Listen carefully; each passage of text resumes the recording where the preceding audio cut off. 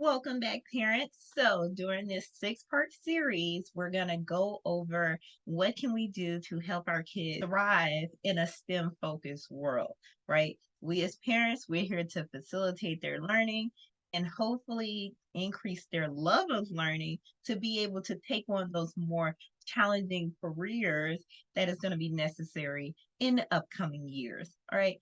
So to do the six-part series, what I wanted to do is I wanted to go back first before I go forward. So I want to review the history of STEM, kind of its humble beginnings to now this digital age that we now live in and operate in.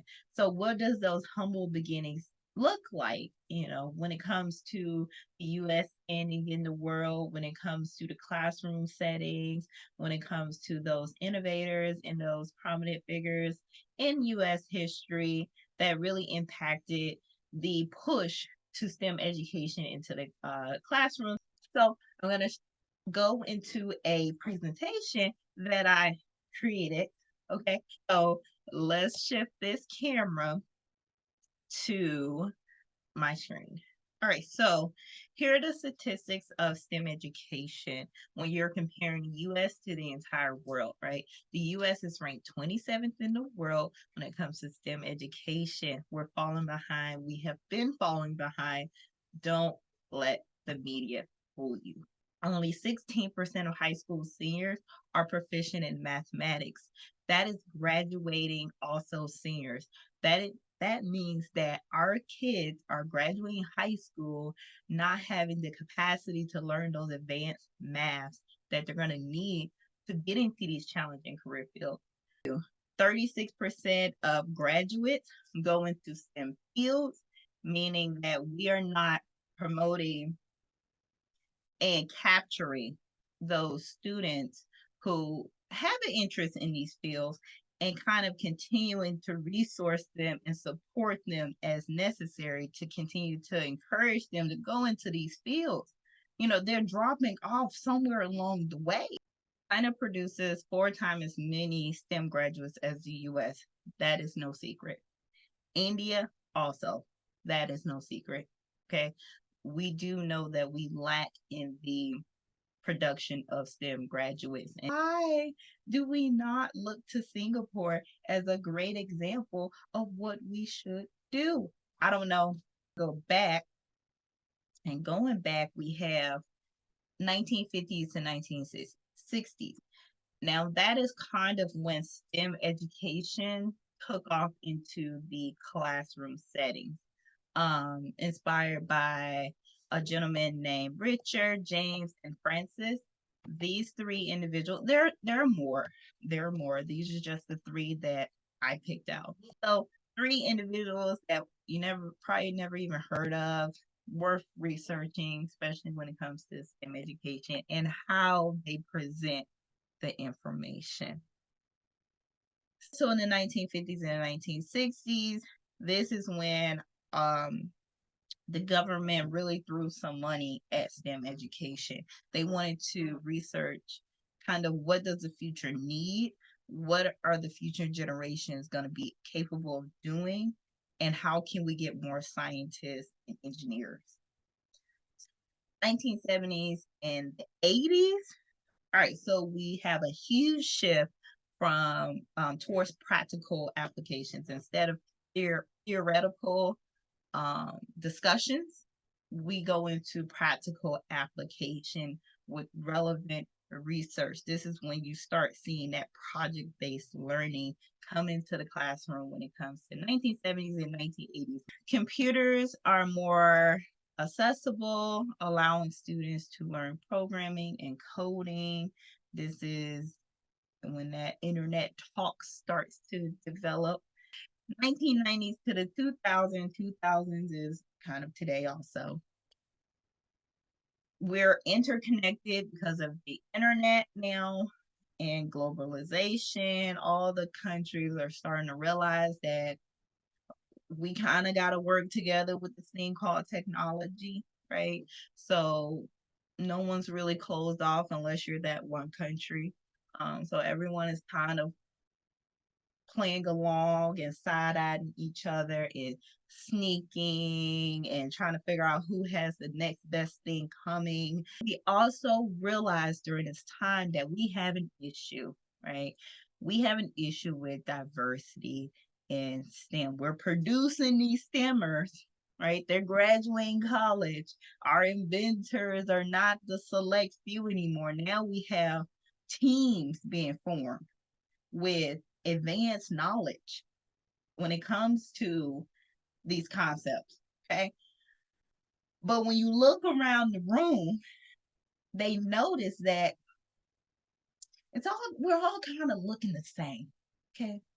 We all kind of have similar backgrounds. We all kind of run in the same circles. Okay. I know your mama. You know my daddy. Okay. So things were looking to alike. So then 1990s, 2000s, and this is not the first time this was recognized. They recognized this way back when education first started. Okay. But when it comes to producing high quality STEMers to be competitive in this international fight, they realized that we need increased diversity. Okay.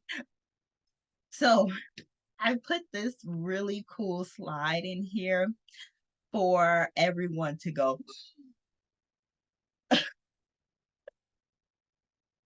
This is an AI driven AI developed timeline for the future of technological advancements. This is not Tanya thinks that in 10 years we're going to be, nope. This is what a computer, through all of this gathering of research and data holding, this is where it sees technology going. So AI is going to be smarter than humans. 2030, commercial space travel becomes mainstream. 2030, commercial space travel becomes mainstream. 2035, self-driving cars dominate the roads. 2040, quantum computing revolutionizing data processes. 2045, virtual and augmented reality becomes indistinguishable from reality. 2050, oh, will I be in 2050? I'll still be here. 2050, biotech is transforming healthcare and extending the human lifespan. Okay, computer, this is where I'm gonna have to throw a flag on the play timeout. Okay. Before I end it, when it comes to the evolution, the STEMvolution of STEM education for the past 70 something years, what do we need to do as parents to navigate the future evolution? Again, to go forward, you got to step back a second and look at where we come from. Learn about where STEM was, how it's developed, who are the key players in making STEM happen, because each one of them have a book on their own. And it's always great because history repeats itself. It's always great to understand where they were going, where their vision was. So understanding the history of STEM, following educational blogs, following channels like myself. So take a moment, hit that subscribe button, hit the like button of this video if it wasn't too winded, and I ain't take up too much of your time. Hopefully I added a little value to your life when it came to the mysteries of STEM. Follow some website, great website to follow is the Department of Education, the U.S. Department of Education, your local Board of Education, any advocates of STEM, follow them on social media. Find your local 4-H club. They will have the largest resources for STEM education because encourage your child curiosity through hands-on experiences. Go find your local universities are normally doing STEM night where they're bringing those engineers, they're bringing those scientists because they're still pushing for these majors too. That is a great way of getting, especially those high schoolers that don't really know if they're interested in STEM or not, get them in front of a mentor, someone who are willing to take them on as a mentee in those fields, and help them kind of talk it out with somebody who is actually doing it. Stay up to date with current trends and technologies. These are great books, two great books that I've read and I think you would like it. Death and Life of the Great American School System.